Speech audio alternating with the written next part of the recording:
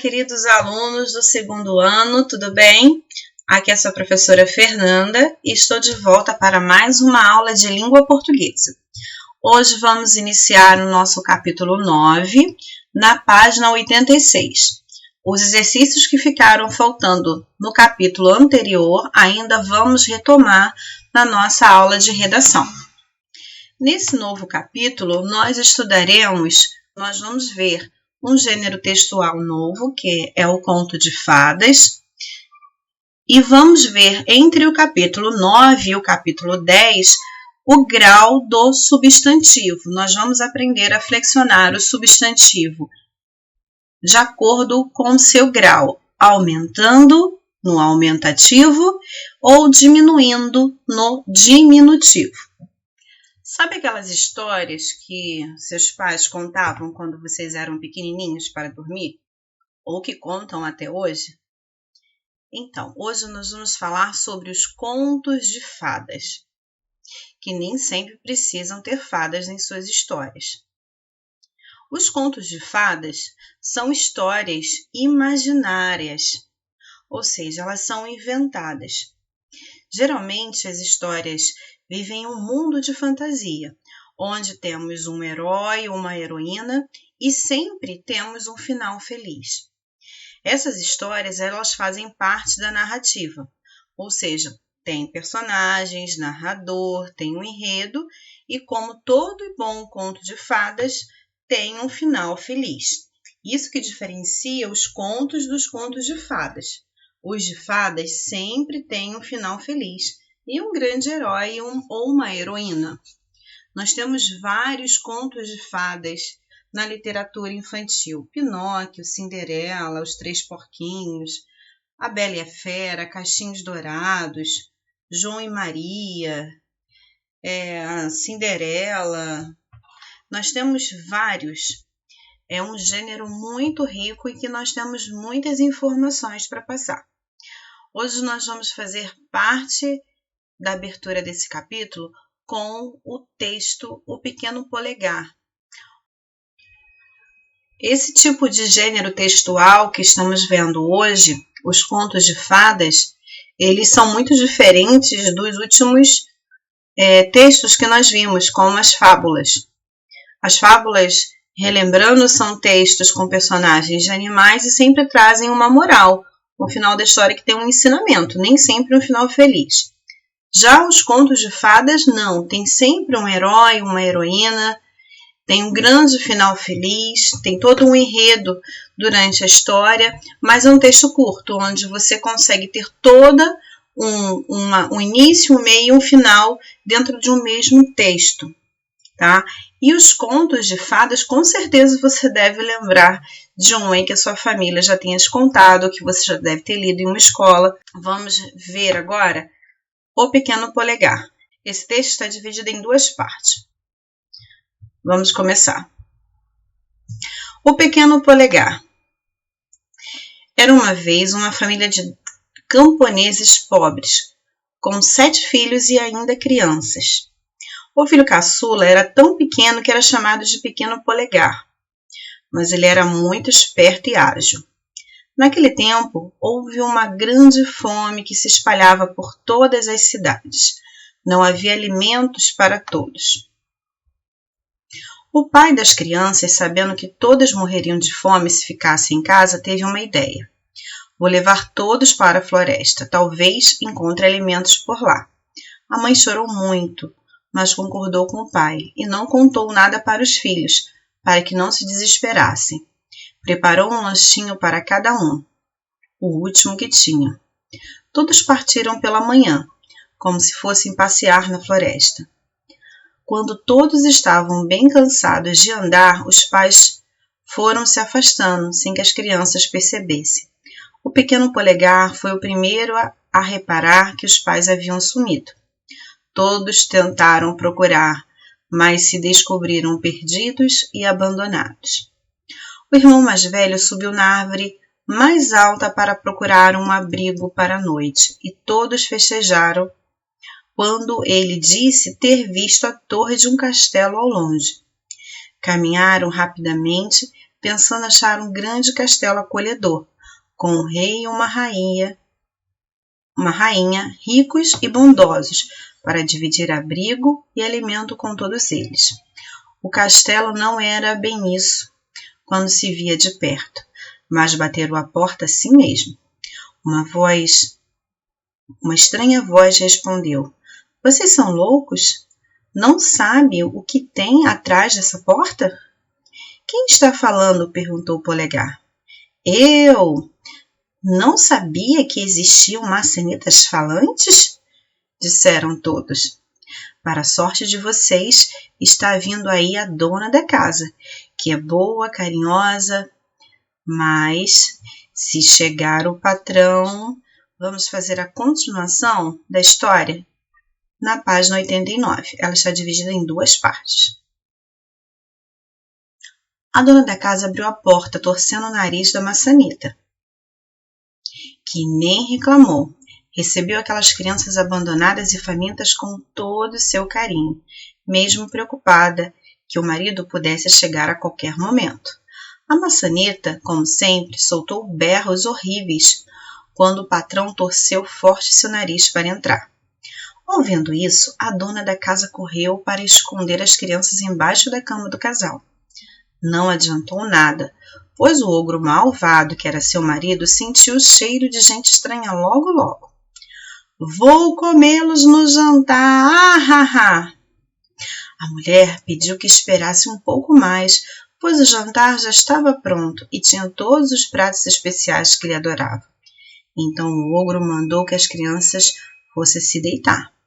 Polegar, chegando ao quarto com os irmãos, ficou pensando em uma ideia para escapar. Assim que o ogro dormiu, o pequeno Polegar e seus irmãos desceram pela escada de mansinho e chegaram até a maçaneta falante. "Vocês não vão escapar, pois quando o patrão calça suas botas de 7 léguas, seus pés ficam os mais rápidos do mundo." O Polegar notou as enormes botas ao lado da porta e resolveu calçá-las. Fez bem, eram botas encantadas e se ajustaram perfeitamente aos seus pés. Com elas, ele ajudou seus irmãos a voltarem para casa, mas não quis ficar. Despediu-se deles e disparou para o castelo real. Lá chegando, disse logo que era o correio mais rápido do reino e gostaria de provar sua capacidade ao rei. Tudo chegava voando pelas mãos dele, com a ajuda da bota de 7 léguas. Assim, o pequeno Polegar foi ganhando e juntando muito dinheiro. Um dia, ele achou que era hora de voltar para casa e levar bastante dinheiro para sua família nunca mais sentir fome ou abandono. Ao realizar a leitura das 2 partes do texto, nós podemos perceber todas as características de um conto de fadas. Nós temos o herói, o pequeno Polegar, que resolve o problema da história. Então, a história tem um final feliz, porque é um conto de fadas, um grande final feliz, executado por um herói, que é o pequeno Polegar.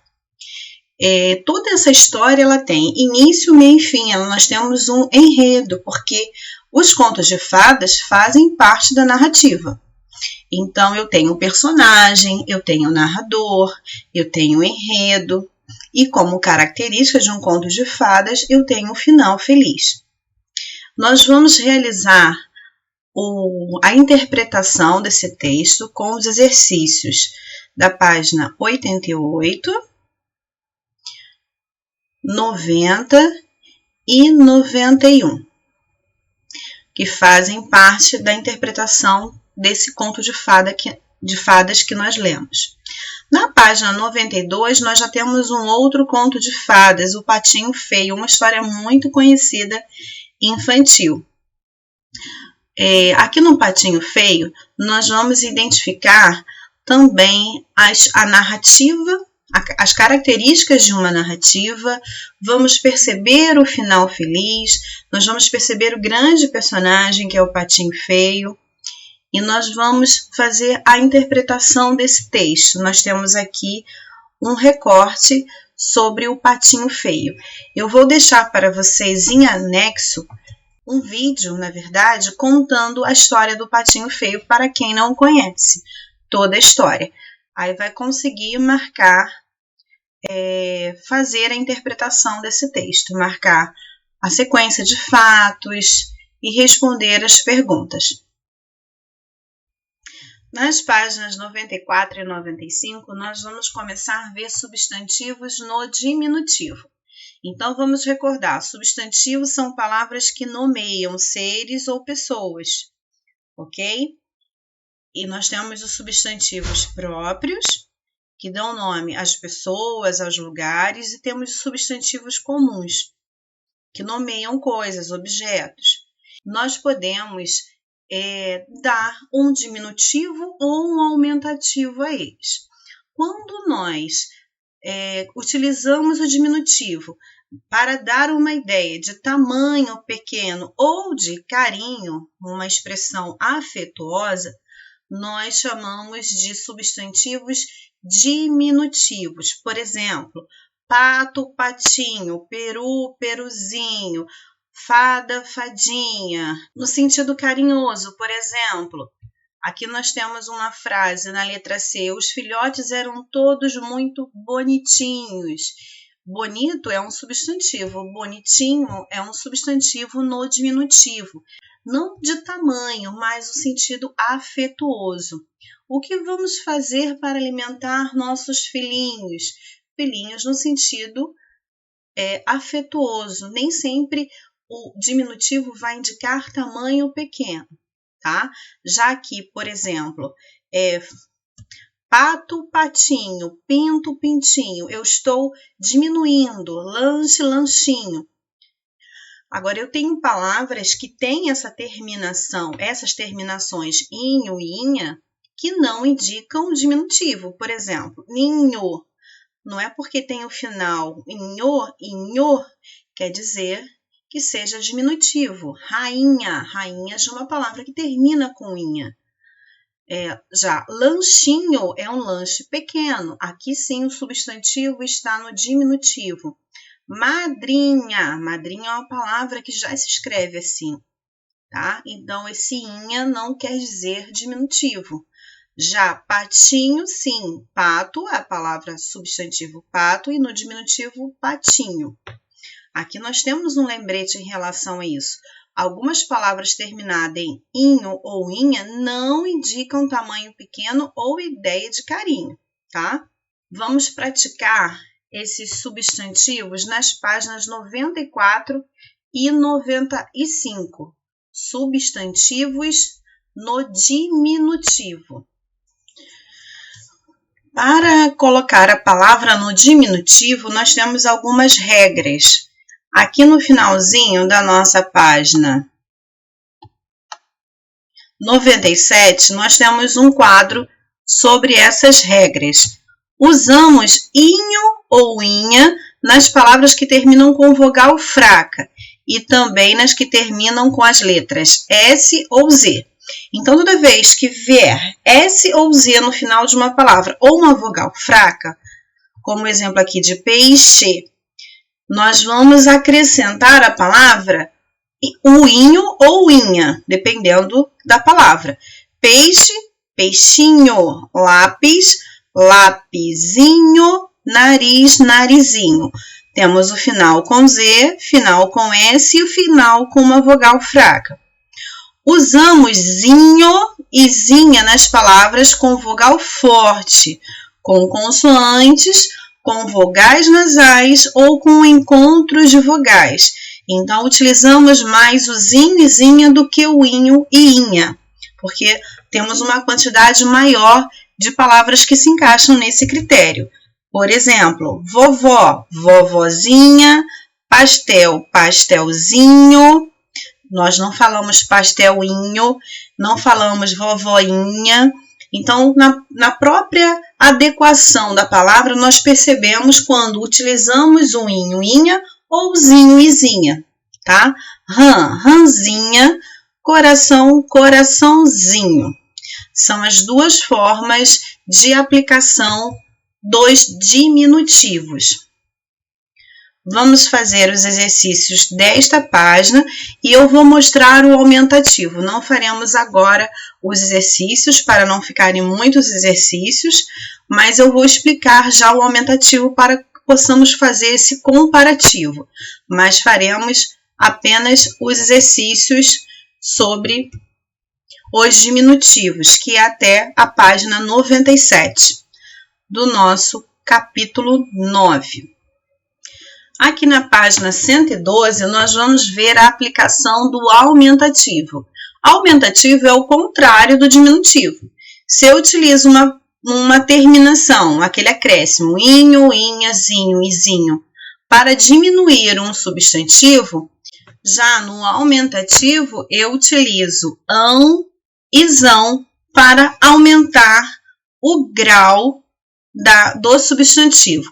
Quando nós colocamos um substantivo no diminutivo ou no aumentativo, nós chamamos isso de grau do substantivo. Eu estou colocando a palavra, aumentando a palavra ou diminuindo.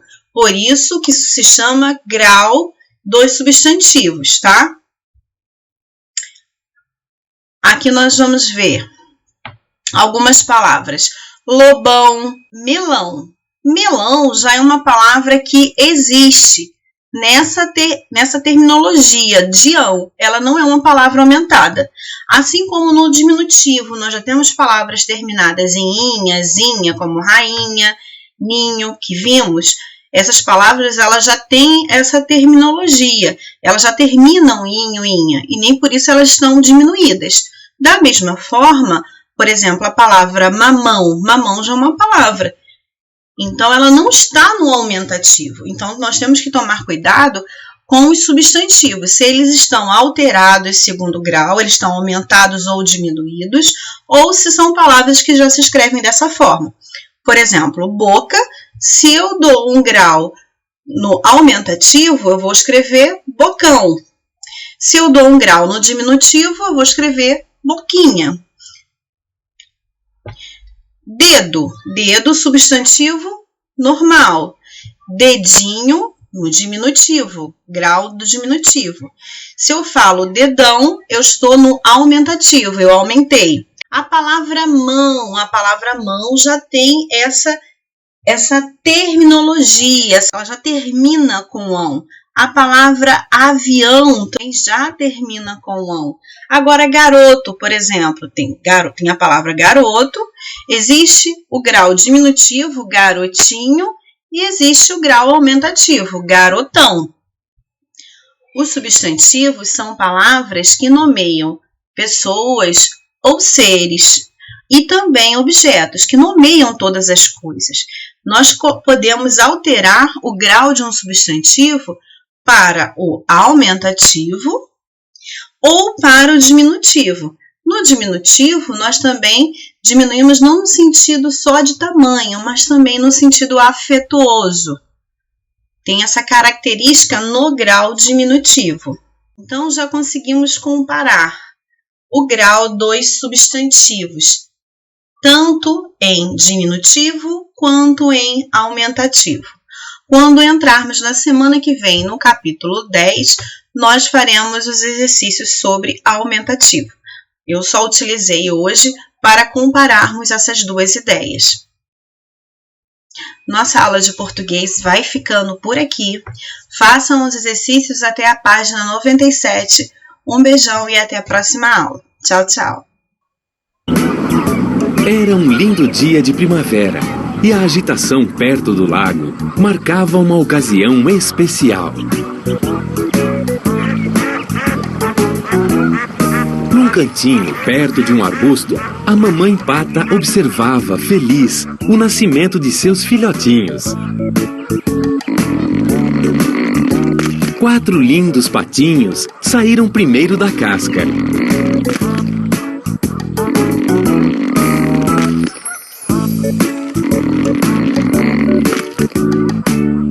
E por último, surgiu um patinho diferente dos outros. Ele era muito feio. Que coisa! Como isso pode acontecer? O patinho recém-nascido quis se aproximar de seus irmãozinhos, mas eles correram e foram se esconder perto da mamãe. A mamãe pata, porém, abraçou o patinho rejeitado. O tempo passou, e quanto mais o patinho crescia, mais ficava diferente dos seus irmãos. Que pato mais esquisito! Nasceu com defeito. Que nada! É feio mesmo! Um patinho feio! Quá, quá! Pobre patinho! Todos zombavam dele. Vivia triste e não brincava com ninguém por causa da sua feiura.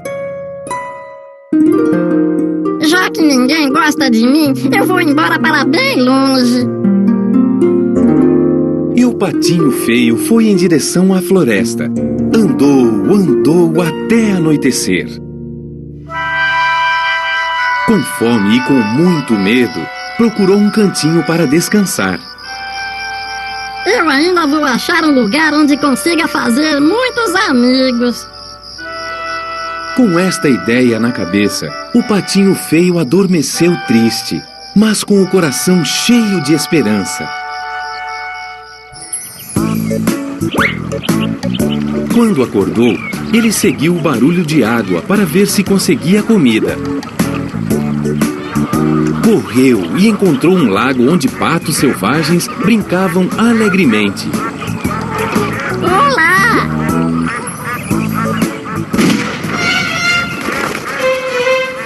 Oh, não! Sozinho novamente, o pequeno patinho feio entrou na água para buscar comida. Tinha muitos peixes e por ali mesmo decidiu ficar. Todos os dias, ele via muitos bichinhos passando por perto, mas não tinha coragem de se aproximar.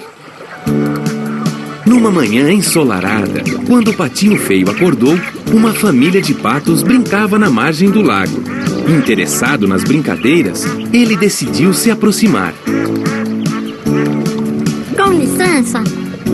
O que é, hein? Nossa, que tipo esquisito é você! Puxa, mas você é feio!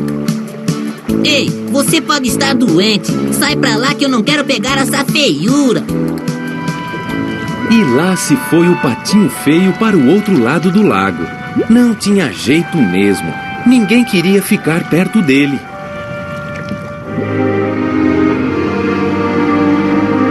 O tempo foi passando e ele foi crescendo.